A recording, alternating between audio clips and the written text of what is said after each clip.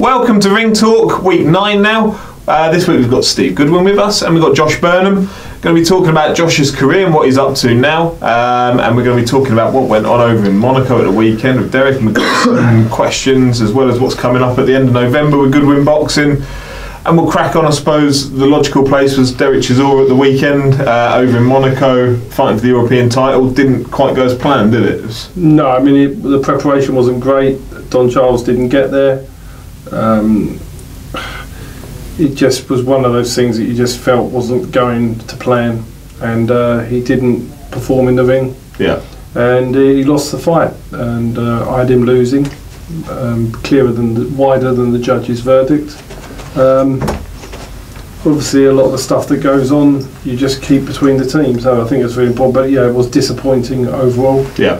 I do feel, I think if you do lose your coach that you look towards for your whole career, to be in the corner, and he's not in the corner in a very important fight, I think that can have an effect on a fighter, and I do believe not having Don Charles there affected him. Yeah. Josh, I mean, you've been a fighter yourself. You had the 2 professional fights. Would that have been a big psychological impact as you head back to the corner? Obviously, 12-round fight is slightly different, but as you're heading back in round 11 and you're knackered and you're ready probably to give it up and go to bed, and you've still got another 3 minutes to go.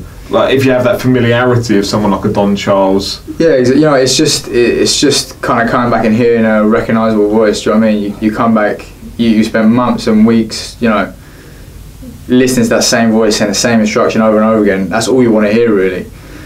It is what it is. Obviously, Don would have been there if he could. I know Don personally. I know he would have been there if he could have been. It's unfortunate he couldn't have been there, but these things happen. You've got to crack on. Yeah. Boxing's not. Things very rarely go to plan in the boxing world. In and out of the ring. So yeah. So there'll be a lot of questions, I suppose, people have logically about what happens with Dereck now. Clearly, there's still routes that Dereck could take, depending on what he wants out of the sport, I guess. For now, any talk or hope for world titles presumably got to be put on ice. But the first thing you've got, just so people understand, we signed a contract with Eddie Hearn. That was the choice. But Eddie Hearn now has the right to cancel that contract. Right. You negotiate, he's paid, we had a good contract, but it's based on him to keep winning. Yeah.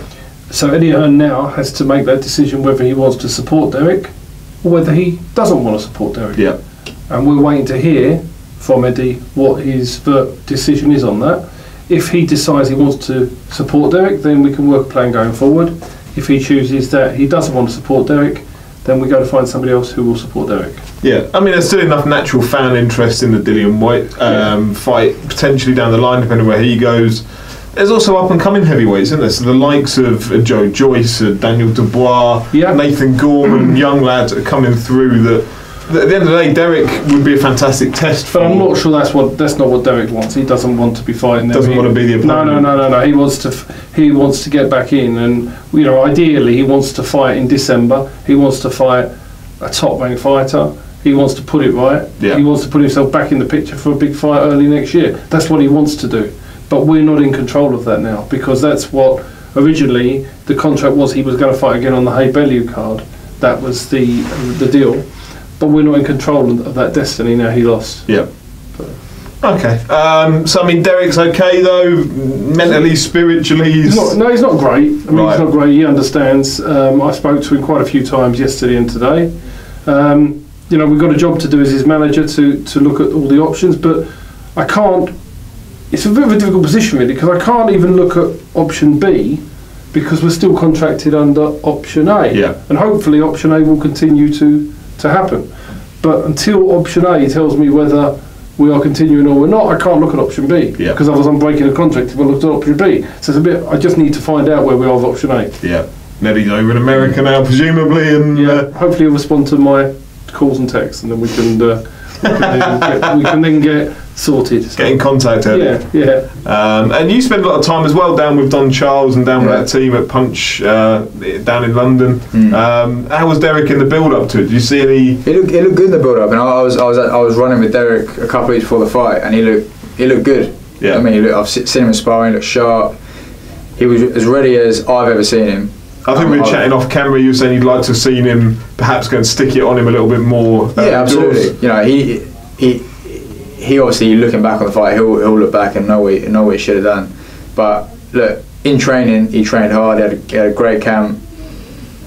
There can't really be any excuse from his end. And you know, I know, you know, having done there would have had a big impact. But as I said, it is what it is, and as a fighter, you've got to get on with it. Yeah. Also, you know, knowing Dereck, off of what Steve said, he's not going to go in to be an opponent. He's going to want to go in and fight the big people. He's going to want to fight the big names for the big money as well. Still with ambition. Yeah, absolutely. You know, everyone wants to see the rematch with him, Dillian White, and you know, no doubt his next camp will be just as hard as the last one. Yeah. And he'll be ready. He was ready on Saturday night. He's only one fight away. Right? Let's be realistic. One big win against a decent fight puts him right back in there again. Yeah. So we're not talking about a big mission. We're just talking about one fight back in the mix, and we're away. Yeah, and you know, it's not. And as I said to you off camera, you know, I saw him sparring with some good fighters who, you know, replicate the guy fought on the weekend, and he was sticking on him. He was doing really well, more than holding his own. You know, so he was 100% ready for the fight. He has got it in him to win a fight like that. Yeah, it's still there. It's still there, 100%. You know, see, obviously everyone in the gym's gutted. Dom's gutted, his whole team, but get on with it. Do you know what I mean? You just got to keep your chin up and move on. And we had a question about I've saved trees this week by just doing it on my phone because I'm professional like that. There was a question from a guy called The Fella Boss on Twitter. Dereck Chisora gambled his number 8 with the WBC for number 12 with the WBO. Seems like a big gamble with the Dillian White fight there also. If you weigh up the risk versus reward, even if Chisora had won, what was the medium-term gain? Right, okay. Being 8 in the WBC doesn't really mean a lot when Joshua is the champion. Because Dereck doesn't... That's Wilder, isn't it? Wilder's the champion. Because Wilder isn't going to fight Dereck. That's not on the horizon. And Dereck wanted to get in a position to fight Joseph Parker. So the whole point was that when we were offered the contract, there was no other fight on the table. That was the fight that was there. But we thought we'd win. And we then thought he's not really going to get a fight with Wilder, but he could get a fight with Parker. So by beating Caballero, we're then in a position to fight Parker. Yeah. And that becomes a realistic aim for a world title. So if you're looking at them, Wilder's obsessed with trying to fight Joshua, rightfully so, I get it. So he wants to do a unification. White's obsessed with trying to fight Wilder. Yes. In the meantime. And he's higher ranked than Dereck. Yeah. So the point is, that ranking doesn't get us anywhere, but it would have made more sense to have got a WBO ranking in this instance because that was where the champion that we were targeting was. Yeah. So it made sense, and we didn't think Dereck would lose. Yeah, that's fair enough. Right, we'll move on from Monaco then. I know you've had various stories and spent a bit of time with Johnny Nelson, who you speak very highly of from your time out there. Yeah, it was good. But then looking forward now, November 25th is the next Goodwin boxing show down at York Hall.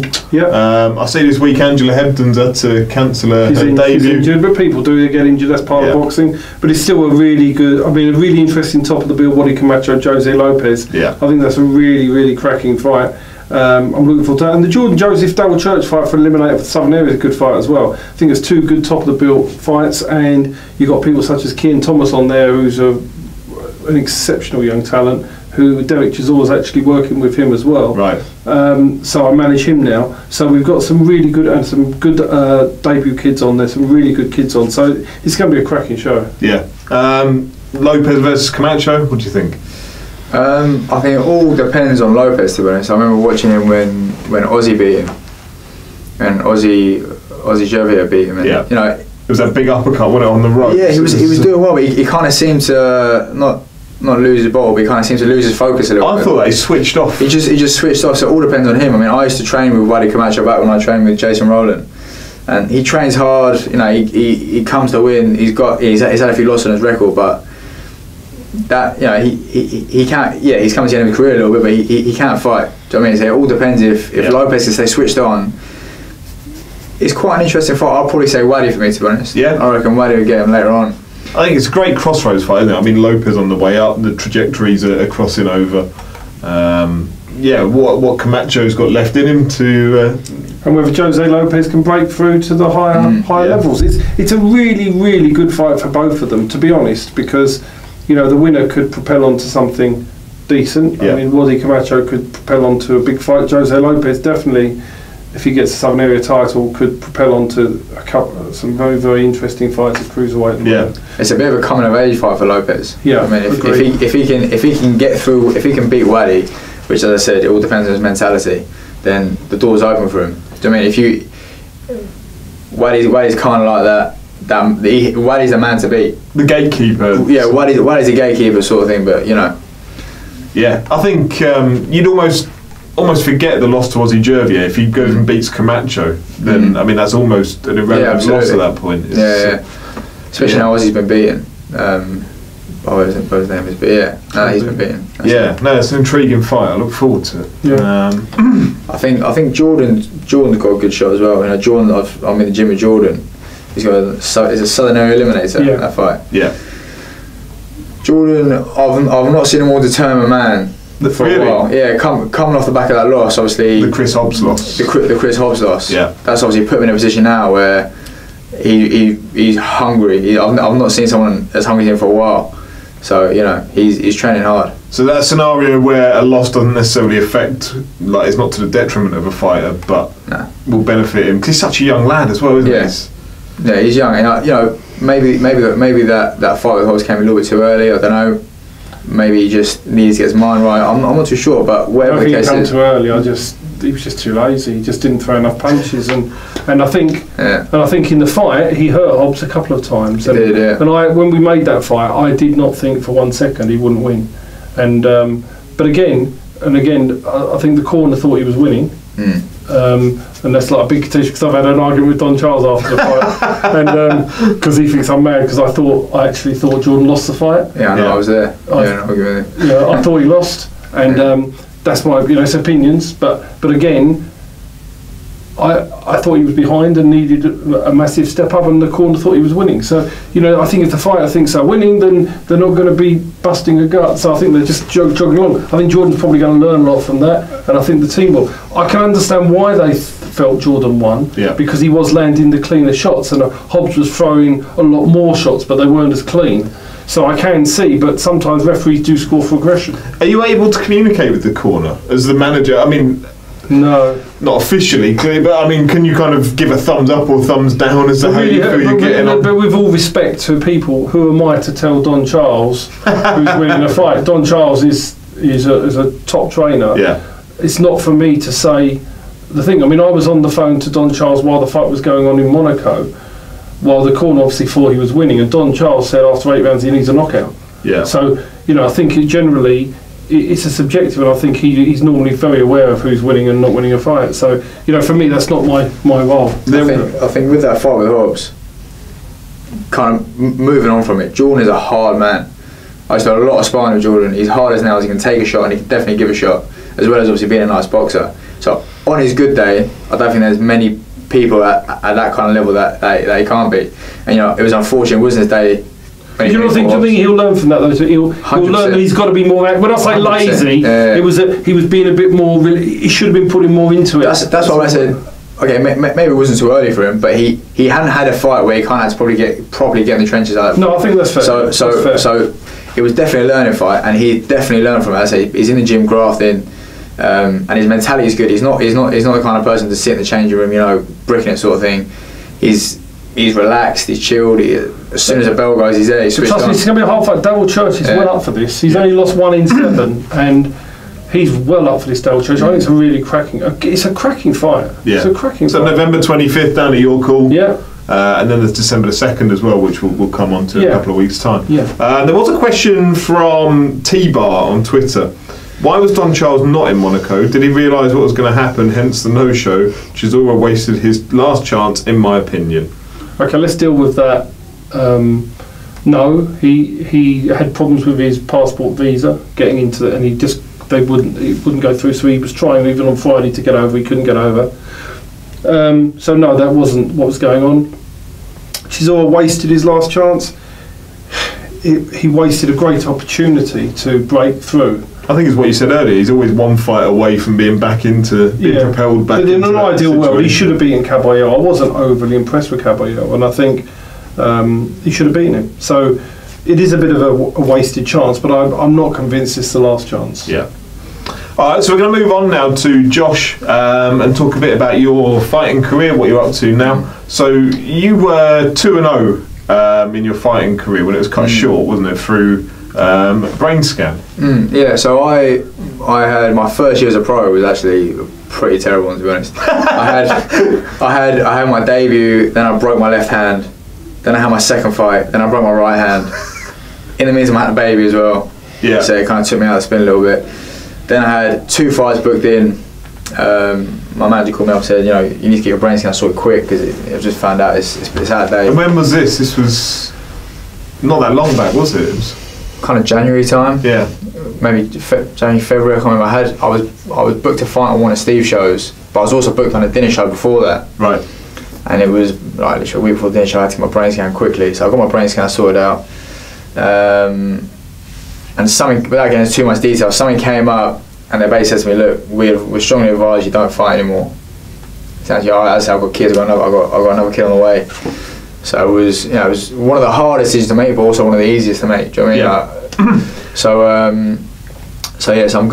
I'm going into coaching my own fights at the moment. Obviously, I'm personal training, which I've been doing for a while, but now I've got to really pick that up. And yeah, so I've got a few fighters coming through. I'm helping out with a few amateurs. I've got one lad who's turning pro, middleweight Junior O'Connor. So he's going to make his debut early next year. Yeah. So keep him busy. Oh, excellent. So I mean, you said there about it was one of the hardest and easiest decisions. Do you think it helped that you had the kids, that therefore there wasn't that you'd be more risk averse with children and with others to think about? Yeah, definitely. Because if you're a younger man without that, you might think, I'll have a go anyway. Yeah, I mean, it's not really in a fighter's makeup to give up. Yeah.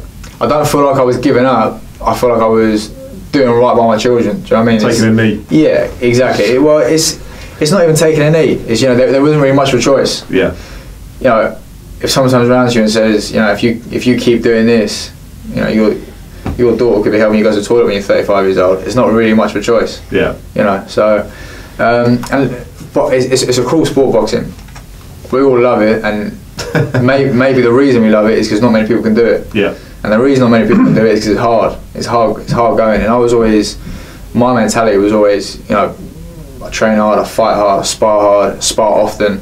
Maybe that was the cause, but you're able to reflect on it because you see a lot of lads. So the clear ones like Nick Blackwell, then Tommy Martin had the issues with it. Lawrence Bennett as well, didn't he? Had problems with it. Melly Edwards, yeah. And a lot of them struggle to walk away from it and miss it. Do you miss it, or does the training kind of replace some of that? And no, it doesn't replace it at all. No. You fighters have a strange mentality, don't you? I'm not gonna lie. Obviously, I had to give it up. But training fighters obviously gives me a sense of fulfillment that I got from boxing. But every time they're sparring, I just want to jump in. Yeah. Every single time. Whenever I go to a show, boxing, I'm just like, maybe someone might pull out. I mean, you never know. It was like I was on my way back from France with my wife, my daughter. The day Jordan had his last fight, so I was Jordan trained at the same gym I work out of. And he's like heavyweight, and I was probably weighing like heavyweight at the time. And I had to pull out. I was like, oh bloody hell! I wonder if it's too late. If I can make it back, quickly weigh in, get in the ring. But obviously, it's all dreams, isn't it? But I'd imagine that must be the first thing that flashes through your brain. Then you go, "I'll wait up." Yeah. Well, you know what? The thing is, I say to all the people I'm training now, I've probably got about 5 or 6 lads I'm training who are coming through the amateurs, and obviously the one who's turning over. Says, I'm doing this for selfish reasons. Yeah. I want you to win a world title so that I can win a world title. Vicariously enjoy it. Because that's all I've ever dreamt of since I started boxing when I was 11. So all I've dreamt of is winning a world title, and so you're gonna do it for me. I'm being selfish here, but Yeah. If that drives them on, and if I'm going to get them to where they want to be, then it is what it is. But you're saying that you're still going to have those brain scans every every year for the next couple of years? Yeah, I have it for the next couple of years, just for my own peace of mind. Yeah. There's always a hope. I guess I'm like, go on, get back in the ring. I'm like, But yeah, I have some more brain scans. Yeah. Yeah. And then so now you're training. You're getting lads yourselves. You say you got one turning over. Like how many have you got in total on your books that you're working with? That's about 5 or 6, including junior. A few kind of up and coming. A few of them got a long way to go. A few of them are hopefully around the corner from turning over. But yeah, no, it's all good. I mean, you know, with the gym I'm at now in Don Charles' gym, it's quite buzzing despite having a few kind of recent losses. Yeah, so there was the Lewison loss and then the Dereck loss. There's a Lewison loss. Then we had Dereck lost, and then we've got Jordan coming through. We've got Miles Shinkley in the gym. Got Michael Devine. Yeah. We've got Charlie Bearden, James Costanzo. We've got a few good fighters. Frank Buglioni. I can't even. I forgot Frank. Yeah. We've got Frank Buglioni coming through. He literally just fought the other week. So you know, it's all good. We'll go on really well. There's a few trainers. There's a good few trainers as well. We can all kind of swap tips. Good team down there. Really good team. Really and you know, the gym itself, it's not just the boxers. We've also got trainers and people working down there. And one of the things I liked about when I was fighting down there is with spar and there'd be 50 people upstairs watching. Right. So it felt like a fight night. But you know what? Yeah, I encourage it with my guys as well, because they run something down there called spar nights. It's for our clients. You know, you train them up. They do a sparring session when they're down there. And it's something to work towards. And I actually get the amateurs to do it because it gives them a good experience fighting in front of people. Yeah. It's all well and good sparring. When you get in the ring and all of a sudden your mates are watching, it's that nervous energy burning. Yeah. So I used to quite like it. I mean, we had I used to do a bit of sparring with Josh Taylor, and Josh and Baron Green came down once to spar me in the gym. And obviously everyone's heard Baron Green's coming down. There must have been people like crammed through the door to come in. But that put me on it. Because obviously he's a red hot Josh Taylor as well. Yeah. Did you know that when you were sparring him as well? Yeah, I mean, I'd gold medalist. Yeah, I'd sparred him before that quite a lot, and but obviously now you've got everyone watching. But it's a good feeling. I always say to people, you know, with boxing, you've got to get comfortable being uncomfortable. Do you know what I mean? You have to enjoy that uncomfortable feeling. Yeah. Because getting hit isn't a comfortable feeling. You know, so yeah, it's good. I enjoy it down there. How hands-on are you then with all those names that you rattled off a minute ago? Are you involved in their kind of daily training? No, not at the moment. I'm just kind of in and amongst it. I mean, obviously, I'll share advice when asked. Yeah. You know. But you're working with your own ones more. I'm working with my ones. Yeah. Obviously, when the sparring's going on, I'm up there talking to Don, talking to George, Don's son, talking to Thibault, one of the conditioning coaches down there, Dave, the other conditioner. We're all kind of like getting involved without being involved. Yeah. If you know what I mean. So, but yeah, and you know, the lads I have also spar with the other lads that, you know, we've got. Yeah. That Don and Tony Pilk are coming through. So yeah. And you said you were working towards your training certificates as well, and the qualifications for the licenses and. Yeah. So I've done the interview. I've got the day and a half thing you've got to do on the 2nd of December. So after I have my license, and then so I can do the corners. Yeah. Excellent. That's the plan. It's nice to hear of somebody that is involved as a boxer, and then the horrible side of it, but then actually being able to make a progress to others through it. It has to happen. I'll go crazy. If I don't win a world title at some point in my life, I'm going to go crazy. I think he's going to make a very good trainer as well. Yeah. Yeah. Definitely. Very much. Yeah. And I mean, Steve's obviously very close to the gym down there as well. So yeah. How much do you have to do with this man here? Is he on your back? Yeah, Steve's good. He's down there. Everyone talks highly of Steve. There's not many people in boxing you can trust. Yeah. You know, Steve's definitely one of them. So you know, when I have my fighters, Steve's the first man I'll go to in terms of, you know, as a manager role. So yeah, it's good having that. It's good having, obviously we do a lot of the weigh-ins at our gym. It's good having the pro fighters coming in. Yeah.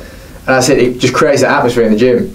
You know, even when I've got, you know, a client of mine's doing a bit of pad work, they're kind of looking up. And, you know, I've got a couple of lads I train, these two boys I train, and they train hard and they love it, and they've trained a few times, and as they finished, so we had, I think the one time Miles went in to spar with someone, I can't remember who he was sparring with, yeah, and they're just absolutely mesmerised by like seeing professional boxers kicking the life out of each other, but you know, yeah. I've just taught them this, and now they've seen some guy do it. They love it, and you know, you're essentially getting a free ticket to go and watch. Yeah, exactly. Exactly. I mean, you know, I always say now about all these shows. You know, you go to a dinner show with an amateur, for example. You got all these people paying like £400 or £500 ahead to go sit at dinner show wearing tuxedos. Yeah. I'll go for free in a tracksuit and watch all the fights and still get fed. Yeah. So I've got the best seat in the house, really. Yeah, absolutely.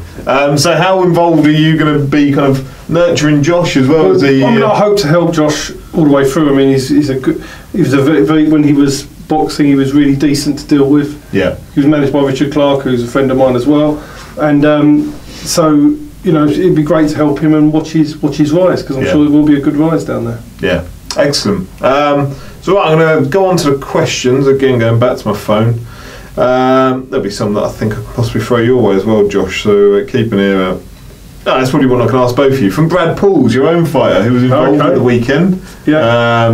Went 8-0. Very good prospect. Very exciting times ahead for Brad. 5 knockouts. Yeah. Another one at the weekend. Doing well. A lovely lad. I like Brad. He was querying. I think he knows the answer already, but it's a good question just in general for people watching at home. How important for small hall boxers is it to get sponsors? Me personally, I'd be screwed without them. Right, okay, so this is now onto one of my pet things about boxers in small hall. I don't know, I mean, sponsors are good, but I don't think you should be full-time pro in small hall boxing. I think you should have I think you should be having a job, and I think you should be training alongside it. Rendell Monroe worked as a dustman fought out in Japan for the world title whilst he was a dustman. Josh Warrington was a dentist until I think it was his 16th fight or something. An actual dentist. Or like an assistant dentist. Oh, but he worked in there until probably about 18 months ago, roughly. Yeah. So for his whole career, he didn't really have a lot of sponsors, Josh, but he actually had a good fan base. But he worked, and then he fought. Well, Jamie McDonald fight over in Monaco. He's a painter and decorator still, isn't he? World champion. So I think what happens, and this is where it goes wrong. A boxer will go full time, and they'll then be desperate for sponsors to fund this full-time stuff. Yeah.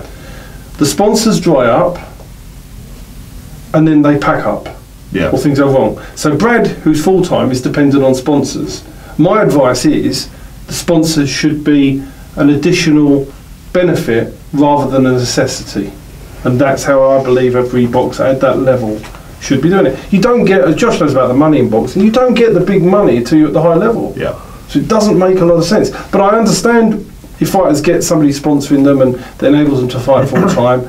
But the ones on TV getting 10 grand a fight or whatever it is and might be fight 4 times a year, they could probably justify doing it. Yeah. But yeah, I think that's my viewpoint. I just don't think young boxers should be full time right at the start of their career.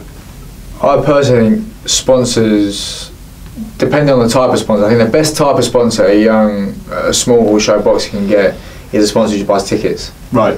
As opposed to one that just gives you the cash, or I mean, obviously, getting cash is wicked. I wouldn't recommend that they would simply just go there and give up work completely. Yeah. Unless you've got a kid who's turned pro when he's 18, they still living at home. You can get away with it. Yeah, exactly. I mean, so for me personally, I had a sponsor who was giving me money. He was paying for all my clothing. He was also buying tickets. But where I had, my own family, had a kid, I still had to work as well. Yeah. So I was training. I get my sponsor. I did my obligations to the sponsor. But wearing the gear they gave me, and I had to work, and it is hard. Yeah. Ideally, I mean, when I was fighting, I just keep thinking, if I could get 2 or 3 sponsors that can, make me 2.5, 3 grand a month, rather than what I'm earning now. Yeah.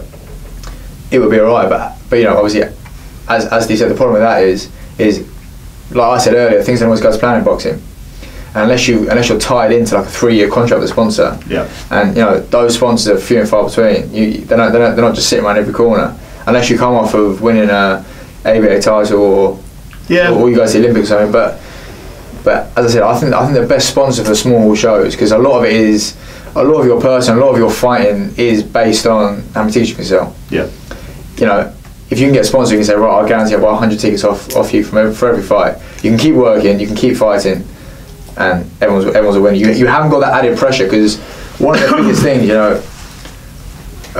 one of the biggest things that troubled me as a fighter was having to sell the amount of tickets I did. Yeah. I sold a lot of tickets, but I'd always go out of my way. I'd have to go drive here, there and everywhere. I'd be out till midnight every night, after doing 2 sessions a day and after working, dropping tickets off. Yeah. and then chasing everyone up for money straight after. That's where boxing tickets comes in, isn't it? Yeah, absolutely. Helping out young lads. Yeah, but even that, getting people to click on the thing, you've got to constantly pester people. Then it goes through social media, doesn't it? Yeah, if you have a sponsor who's contracted to buy 100 tickets, you haven't got to worry about it. Yeah. Any more tickets you sell is a benefit. So yeah. All right, excellent. We shall move on. What are the plans for Luton fighters in 2018 from Irish Hatter? I'll probably be able to answer that better in the next week or two. Okay. Linus Udoka and Michael Devine, there's things I'm working on at the moment. Yeah. Some exciting stuff as well, though, isn't there? Well, you know. Yeah, I'm not allowed to say it. I can't say it on it. So, Kate Prosper's fighting for a challenge belt on the 2nd of December, and there's also something that I'm working on him for as well at the moment. So there's a lot of things that could happen, but I think probably in the next couple of weeks I'll be able to divulge it. But needless to say, there's some exciting stuff going on. Yeah, keep an eye out for it if you're around Luton or elsewhere. Question from Paul Altai. As a manager, would Steve vet any PR companies that approached his boxers? Well, what tends to happen, PR companies tend to approach the boxers directly without going through the manager. Yeah. We've had this sort of discussion on here before. My issue, I know some managers are getting very upset by all this. I'm quite cool with it. I just think that I haven't really, at the end of the day, my boxers can ask me for advice if they want, but they're grown men. If they want to go and pay, and they're not going to ask me for my advice, then that's entirely up to them. I think the way it is, that's just how they do it. They approach the boxers directly. I've not had any horror stories from any of the boxers that I've got, so if I did, then I'd deal with it, but there's nobody come to me with any horror story. Yeah, so at the moment you're just keeping an interested eye on it? Or? Yeah, and if a boxer's got a problem and something's not right or somebody doesn't fulfil it, then come and see me and I'll deal with it for you. But other than that, if you think it can work for you, the ones out there at the moment seem to be trying their best to do a good job, so I haven't actually, but they aren't doing it the right way. They should come through the manager to the boxer, and they aren't doing it the right procedure. And as I said before, some of them could get themselves in some sort of trouble doing this. So if you're watching, take note, people out there that do this. I know you're doing a good job, but you should go through the managers, because one day it will come back and bite you in the bum. Somebody will get upset about it. Yeah. Kaiser Soze. How does Steve deal with boxing politics? More and more we see the politics of boxing criticised. Does he prefer to avoid it, or does he just accept that's the game and plays it as best he can? I think. Well, do you think would you know what I have to deal with? So would you say? I would say you avoid it more than many others. Not necessarily on purpose. Not like you're ducking out of it. I just think you're not a dick like a lot of people that may cause some of it. I just try not to get caught up with it if they want to. I mean, as you know, I just say it as it is. Yeah. And if people that have got such a small, their life is that shallow that they have to go around doing all this sort of stuff, then I think the big difference from my perspective is that those are Goodwin boxing, you tend to focus on what you're doing rather than what other people are doing. Whereas it seems to be that a lot of other people focus on what other people are doing. Yeah, because that's what we're bothered about. It doesn't. If other people are doing good things, let them get on with it.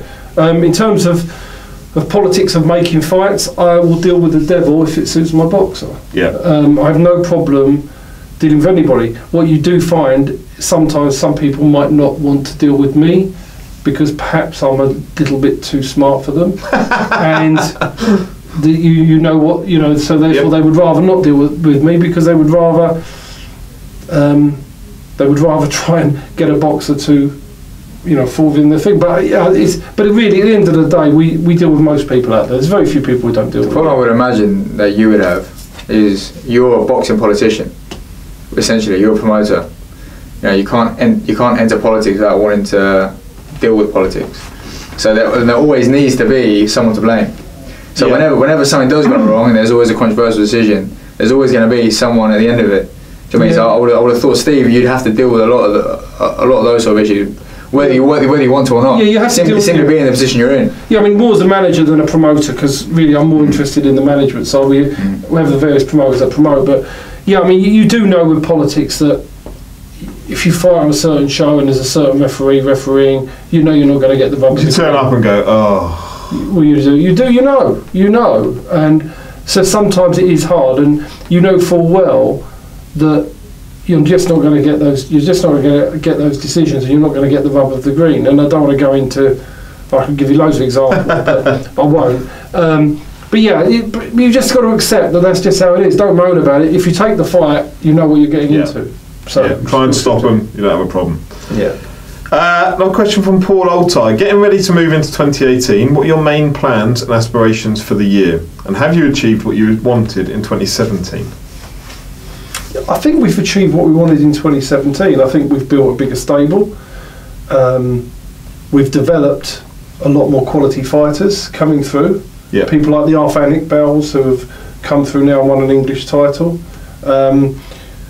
We're managing higher quality fighters. I've learned about the pay-per-view models, how they work. I've learned about how everything works with negotiating with various different promoters and their contracts. So I'm in a better position to negotiate going forward. So I think I've learned that. In terms of the stable, it's definitely increasing in quality and quantity. And we are being asked to work alongside and do a lot more important things. Again, I'll be able to discuss this more in about 3 or 4 weeks' time. But yeah, there's a lot more things happening than you realise at the moment going on behind the scenes, and it's all good, and it's showing more progress and a lot more things that are going to happen for our fighters in 2018. Because what you've got to remember is, what we're doing is not actually for us; it's for the fighters, to benefit the fighters. Yeah. Because if we build up and we do well for our fighters, then at the end we're going to do well ourselves. But you see, I think the problem in boxing is that most people who are managers or promoters, they think about the fix of money for themselves. But if you think about doing the right thing by your boxers and making them successful, then the money comes down the line. But unfortunately in boxing it's generally much more of a short-termism, money grab. Yeah. Whereas we're doing that. But we're really happy where we sit now. Yeah, I think it's testament to the people that you work with. So where you worked with the likes of Hay and working with the Sauerlands, and the number of fighters you get on Hearn shows and such like, is testament to its incremental progress. Yeah, definitely. Through the years. I think more of these promoters will want to work with us because we're more professional. Yeah. We're honest. If we say something's going to happen, it happens. If we say our fighter's going to achieve this, he does. So our fighters are also top. Our fighters don't bullshit us. They tell us the truth. That because they know full well it's only once if you tell us. So we've got a whole team of people that all working with the same ethic and the same moral and the same. I think the best way to probably put it, although it may sound harsh to some people that don't understand what I mean by it, but it's cemented your place at the top of the championship. Yeah, for sure. So it's not, there's a Premier League where the other, the likes of the Warren, Hearn, Sauerlands are operating. Yeah. But just underneath that, it's the top of the championship. I think that's exactly where we sit. I think that's been cemented over the last 12 months. And now we're ready to move on a little bit more. Yeah. Maybe get into the relegation zone of the championship. You can become like West Brom. Yeah, what an ambition. I want to be Hull. Right, where are we up to? Question from Mark Livingston. Do you know when Arfan versus Simon Vallily is going to be? We will do on Thursday because it's out to purse bids at the moment, and on Wednesday, we're recording this Tuesday night, on Wednesday the purse bids will be opened, and everybody will be able to see the Boxing Board website on Thursday to see who's won the bid and where it's going to be staged. If anyone ever watches this from the British Boxing Board of Control, sort your website out. It's rubbish. It's not, they have let it go. It's terrible, especially when you're looking for the notices and things. Like the homepage would have notices from February or something. Yeah, so, when they've done a new website, it started off really well. But if you look now, all the boxes haven't got managers on it. Yeah. It's just been allowed to. Yeah, somebody go and tidy it up. Somebody make it look a bit nicer. Anyway, that's my critique of it. I can't have a licence taken off me, so I can say what I want. Final question that we got from Brian Kempman. Do undercard fights get made via contracts or verbal agreements? Right, they should all be by Form 35 written agreements in boxing. Form 35 being? The Boxing Board of Control document. But if you send that to a journeyman, they won't sign it. Right. Because they don't want to be tied into a contract, because they want to fight the week before or the week before that. Right. So in reality it doesn't happen. With our own fighters, the fighters I manage, whenever I do a deal for them, I send them a bout agreement so that each terms are logged for them, so they see each time they fight. Because they do a new agreement per fight, don't they? Yes. Our boxers do a bout agreement per fight. And I think that's good because it's transparent and they can see, and it reiterates exactly what the deal is, so that everybody knows exactly how it works. Rather than I'd assume there were some that do a one contract agreement at the beginning. Some boxers don't have any contract. Right. Some managers do not give them. You're supposed to give them some sort of formal document before they fight, and then give them a formal document after they fight. And for but honestly, some. And I get that some boxers, they're not going to care about that side of it. They're not going to care about all that. They just want to get out, train, fight, and get paid at the end of it. I get that. But the manager's obligated by the board rules to do these documents, and we do these documents. So we do those documents for the home fighters. The journeyman know if it's a title fight, then you will do an actual formal agreement. Other than that. It's done by email or text. I mean, even some of the bigger promoters do it by email rather than actually send you a formal contract. Believe it or not. Yeah, I do. Yeah. I do believe it. It's true. Right, that's the end of our questions from this week. So, thank you very much for anyone that submitted them. Thank you to Josh for coming up. We wish you all the best, and we'll be keeping an eye on you as a trainer. Thank you for having me. And I assume you'll be working with Steve very closely over the near future. If anybody wants some personal training down in North London, well, there you go. How do they get hold of you, Josh? Facebook? Facebook, Instagram, Josh Burnham. There you go. Let me out. Yeah, make sure you get hold of him, get him, and get to go and see some free sparring as well. Absolutely. Sounds like a great little deal, that. Yeah. Right. Come down, mate. Do a bit of training. Look at me. That's why I said it. It's too far to travel. It's a long walk. Thank you very much for joining us. Thank you for Josh and for Steve for being here, and we'll be back again next week. Thank you.